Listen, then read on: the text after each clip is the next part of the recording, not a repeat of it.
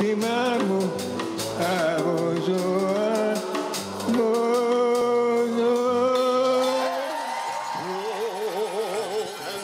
Sí, me tengo que inspirar, ¿no? Después me canté así bonita.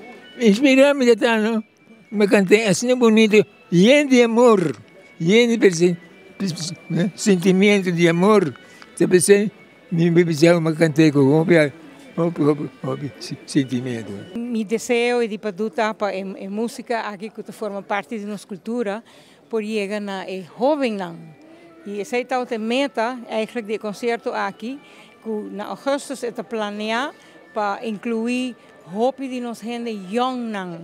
Que aqui na Halle cerca com paduso anos e não tem tempo para toda a juventude para treinar.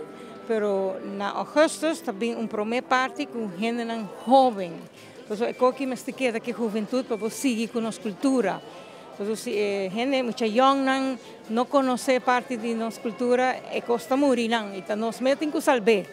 Lo que padu sempre para mim que men mais ainda com inspiração musical, bossa inspiração para expressar o mesmo piano da para Kiko componer nos himno.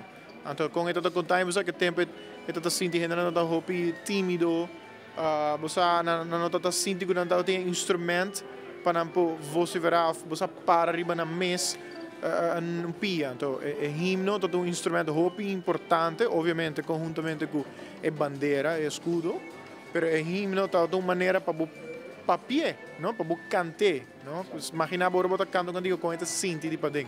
Do padeng documentário que não é a compadre te explica com sua na llena com água é tempo que a bandeira está bem halda tá agora 5.000 gente para não para mim me tá sentindo mais afortunado mesmo que dia nos de laster compositor de himno na vida rond mundo por passar a eleição em para mim over